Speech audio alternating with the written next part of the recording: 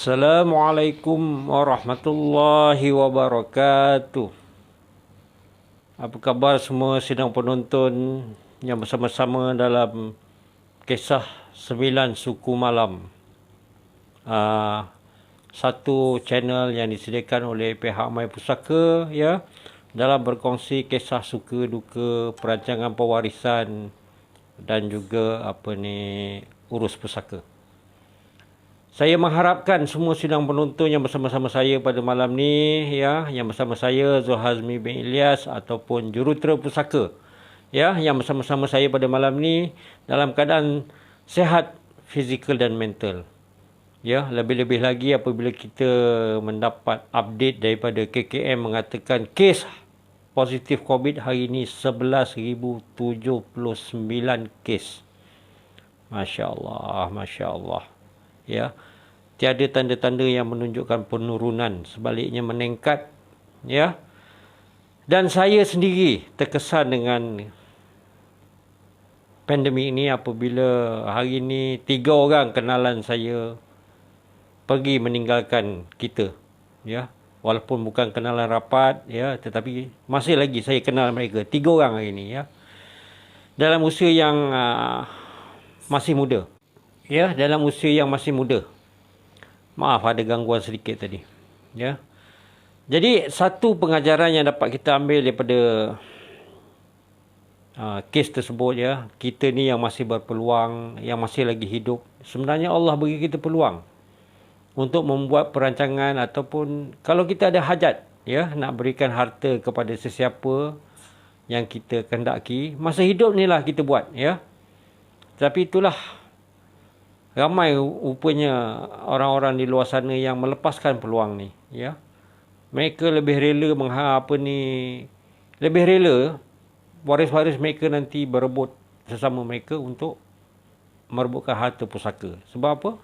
Semasa hidupnya tidak merancang ya. Walaupun ada hasrat masing-masing nak berikan kepada orang yang dikehendaki ataupun ialah sesiapa saja ya. Okey. Jadi apa yang saya nak kongsikan pada malam ni adalah kisah hibah. Sebelum saya meneruskan sesi perkongsian ni, kita refresh balik apa yang dimasukkan hibah ya. Hibah ni bermaksud pemberian kasih sayang. Dia punya keywords di sini adalah kasih sayang. Ya. Ini pengalaman saya sebagai seorang perunding pada PKP 2.0. Hari Raya tahun lepas. Masa tu kita menjalani tempoh PKP ya. Ada satu klien ni nak membuat hibah signing ataupun majlis tanda tangan hibah lah ya. Jadi pada masa tu pihak kita, pihak kami My Pusaka memang dikategorikan oleh MITI sebagai essential services. Maksudnya pada masa PKP 2 pihak My Pusaka dibenarkan bergerak. Jadi kita pun, saya sebagai perunding My Pusaka pada masa itu memaklumkan kepada klien berkenaan kita boleh teruskan dengan majlis tanda tangan hibah. Jadi pihak My Pusaka pun mengeluarkan surat kepada waris-waris penerima hibah disebabkan 3 orang daripada anak klien tersebut tinggal di luar daripada negeri, bukan luar negeri ya, di luar daripada negeri Selangor ya. Klien ni tinggal di Selangor. Jadi mereka dapat kebenaran daripada pihak berkuasa untuk balik ke Selangor untuk melaksanakan majlis tanda tangan hibah. Ini masa hari raya tahun lepas ya. Jadi tuan-tuan dan puan-puan sidang penonton, masa saya hadir ke rumah klien berkenaan ya, begitu meriah. Siap ada kambing golek seko. Ya. Mereka berkumpul semua ahli keluarga seramai 5 orang. Ya, 5 orang penerima, anak-anak dan 2 orang pemberi, ayah dan ibu ya. Begitu meriah. Ya. Dan semasa sesi majlis tanda tangan hibah tu saya dapat rasakan begitu penuh suasana yang majlis tanda tangan hibah tu penuh dengan kasih sayang ya, begitu meriah ya. Jadi mendapati dengan konsep hibah tu sendiri pemberian kasih sayang ya. Yang bagusnya bila saya balik dapat ditapau ya, dibekalkan lagi dengan kambing golek tu. Oh, memang meriah. Itu yang istimewa kerja sebagai kerjaya perunding Maya Pusaka ni ya. Okey, alhamdulillah. Tetapi bukan kisah satu yang saya akan kongsikan pada malam ni ya. Apa yang saya akan kongsikan pada malam ni adalah kisah hibah itu rahsiaku. Okey. Ceritanya begini, baru-baru ni dalam PKP 3.0 ni kan. Jadi pergerakan semua memang tak boleh, merentah negeri, merentah daerah semua memang tak dibenarkan. Jadi apabila klien bersetuju untuk mengadakan majlis tanda tangan hibah, bermakna majlis tersebut akan diadakan sepenuhnya melalui atas talian, ya. Okey. Jadi kita pun menghubungi klien tersebut. Okey, kita dah tetapkan tarikh semua, dah maklumkan kepada kita punya peguam ya untuk sama-sama hadir dalam majlis tanda tangan tanda tangan hibah tersebut. Tetapi kemudiannya klien tersebut memaklumkan ya, klien ni memberi hibah kepada 3 orang penerima. Jadi beliau meminta sesi majlis tanda tangan hibah tersebut diadakan dalam 3 sesi yang berbeza. Ya, berbeza dengan apa yang saya ceritakan awal tadi ya. Begitu meriah dengan kambing golek apa semua kan. Satu keluarga berkumpul semua kan. Memang family day kan. Jamuan hari raya. Berbeza dengan klien ni. Dia meminta sesi tanda tangan hibah tu diadakan dalam 3 sesi yang berbeza. Maksudnya kalau melalui atas talian, 3 sesi atas talian yang berbeza. Jadi kami di Maya Pusaka memang fleksibel dalam menentukan ataupun menetapkan majlis tanda tangan hibah tu ya. Ialah yang penting hasrat klien tu dipenuhi. Cuma yang menjadi sedikit permasalahan seperti mana yang kita tahu dalam majlis tanda tangan hibah oleh Maya Pusaka, pihak peguam pun akan sama turut menyaksikan sesi tersebut. Jadi saya kena orang kata slow talk ataupun berbincang dengan pihak peguam ya, di mana klien ni request untuk 3 sesi majlis tanda tangan hibah yang berbeza. Tak boleh dibuat serentak. Ya. Jadi untuk justify kepada ataupun untuk justify kepada pihak lawyer, jadi saya dapat maklumat daripada klien ni mengatakan bahawa 3 orang penerima yang akan yang menerima hibah tersebut adalah, yang pertama adalah bapa saudara klien ni, yang kedua adalah anak klien, penerima yang ketiga adalah isteri klien. Ya, jadi saya berbincang dengan klien tersebut, saya rasa ini tak ada masalah. Kenapa kita perlu mengadakan 3 sesi yang berbeza ya? Ini perbincangan untuk mendapat kepastian ya. Kemudian klien tersebut memaklumkan bahawa beliau mempunyai 2 isteri. Maknanya ada apa? Tim A dan tim B. Jadi 3 penerima hibah ni ya, yang dijadualkan untuk hibah signing ni terdiri daripada 3 orang daripada tim yang berbeza. Jadi tuan-tuan dan puan-puan sidang penonton boleh mengagak kan? Jadi kalaulah hibah signing ni dibuat serentak ya, di mana 3-3 ni berkumpul, pastinya mungkin akan berlaku timbul kekecohan dan sebagainya lah.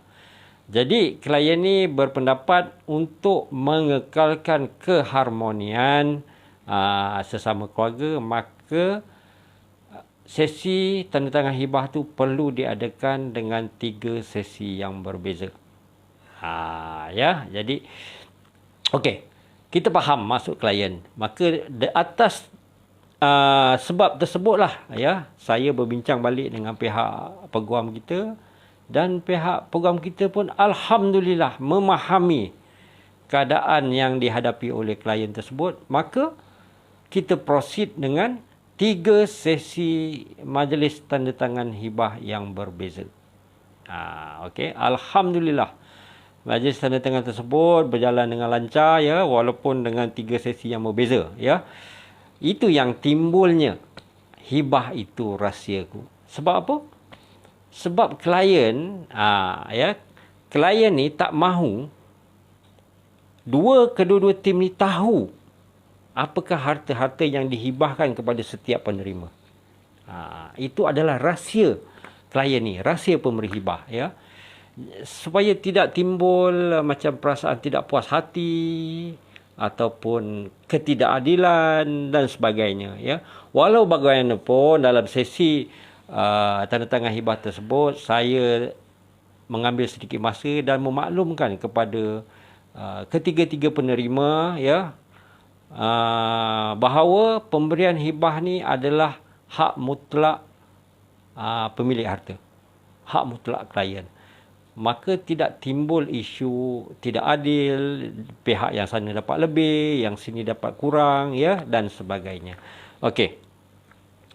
Jadi sidang penonton, ya, apa yang kita boleh pelajari daripada kisah ni, pengajaran yang pertama, ya, pihak Mahpusaka memang menyediakan dokumen hibah yang komprehensif, ya. Siap ada akad pemberi, akad penerima.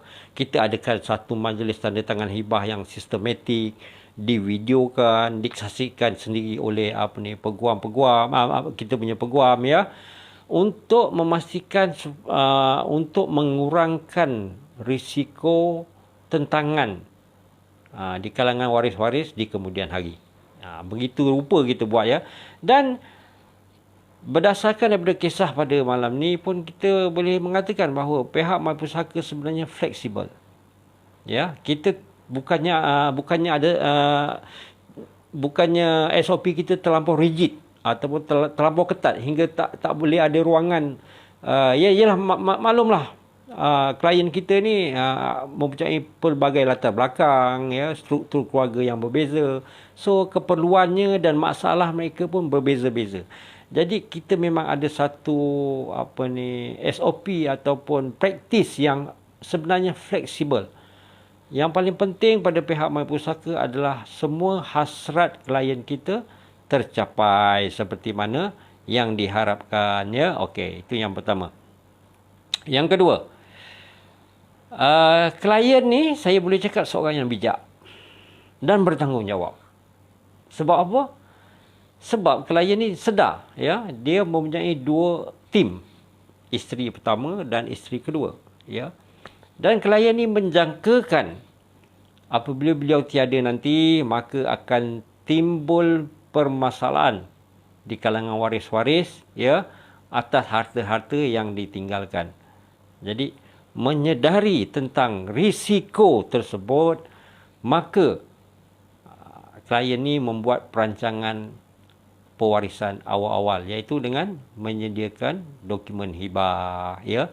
Jadi di sini saya menyeru kepada sidang penonton yang mempunyai struktur family ataupun struktur keluarga yang agak rumit, contohnya isteri lebih daripada seorang, ataupun ada anak angkat, ataupun ada anak tiri dan sebagainya, ikutlah contoh klien ni, iaitu apa? Membuat perancangan pewarisan awal-awal semasa beliau masih hidup, ya. Jadi boleh mengurangkan risiko tentangan di kemudian hari, okey. Dan insya-Allah pada minggu hadapan saya ada satu lagi sesi tanda tangan hibah, ya, secara fizikal, tapi kali ini, ya, sebab satu daerah boleh bergerak, tak ada masalah.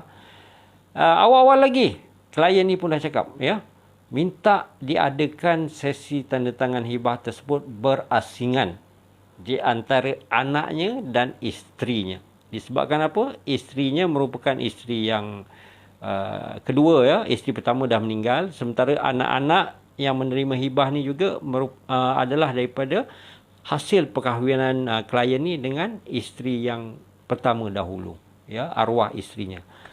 Jadi kedua-dua pihak ni tak boleh berjumpa dalam satu masa. Sekali lagi, pihak Mahpusaka memang fleksibel, ya. Yang penting hasrat klien dipenuhi. Itu janji kami lah, okey.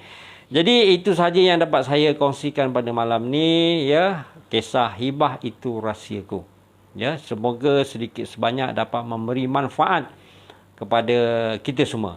Dan tolong siapa yang sama-sama bersama saya pada malam ni, tolong like, share dan follow FB Live mypusaka.info. Ya. Kisah 9 suku malam akan bersiaran lagi esok, ya.